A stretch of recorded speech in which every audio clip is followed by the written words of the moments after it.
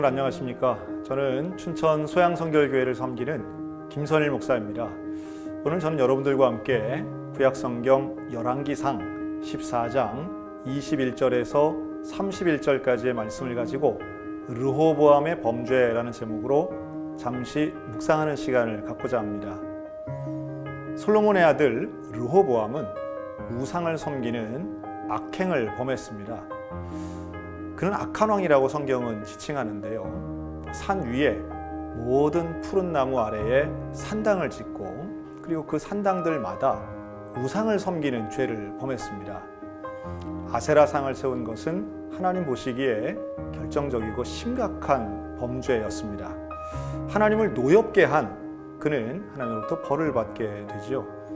지도자의 범죄는 사실 나라와 민족에 끼치는 영향이 상당히 큽니다. 한 사람만의 문제가 아니라는 말씀입니다. 각 나라와 백성들에게 끼치는 영적인 파괴력과 영향력은 심각했습니다. 백성들은 남색을 하기도 하고 또 우상을 섬기기도 하고 또 하나님이 가증스럽게 여기시는 일들을 범함으로 백성 전체가 큰 죄악에 빠지게 됩니다. 근데 이러한 르호보암의 범죄의 원인은 바로 그의 어머니의 종교에 있었는데요. 그의 어머니였던 마아가는 이방의 여인으로서 우상을 가지고 들어왔던 것이죠. 그리고 그의 아들들에게 바로 이러한 잘못된 종교와 우상 섬김을 물려주게 됩니다. 생각해 보면 가장 가까이에 있는 사람들에게 우리는 큰 영향을 받곤 합니다. 특별히 부모님으로부터 받는 영향은 상당히 큽니다. 어린 시절 어떤 교육을 받고 부모님으로부터 어떤 대화를 했느냐라고 하는 것은 한 사람의 미래를 결정하곤 합니다. 다시 말해 어머니를 통해 우상을 받아들이고 범죄한 르호보암은 결국 하나님의 진노를 사게 되고 이 르호보암의 범죄는 개인의 범죄에서 끝나는 게 아닌 한 국가의 타락으로 연결되게 됩니다. 하나님으로부터 심판받게 되는 아주 끔찍한 죄가 되는 거죠. 아버지처럼 화려한 삶을 그는 삽니다. 그래서 18명의 아내 또 60명의 첩을 두고 그런 방탕한 삶을 살게 되는데요. 영적으로는 타락하고 이 생활 속에서는 방탕한 삶을 살게 되는 것이죠. 어머니에게서는 우상을 물려받고 마치 아버지에게서는 방탕한 삶을 물려받은 것과 비슷한 모습이라고 볼 수 있습니다.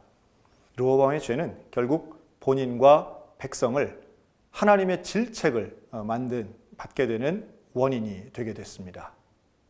오늘날 우리들의 인생에도 바로 이러한 똑같은 원리를 적용할 수 있겠습니다.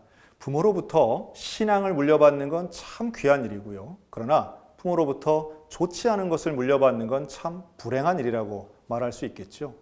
아무쪼록 우리 믿음의 모든 가정들은 온전하고 거룩한 믿음의 유산을 물렸으면 좋겠습니다. 저에게도 저희 자녀들이 저보다 더 뛰어난 신앙인이 되기를 원하는 마음 간절한데요.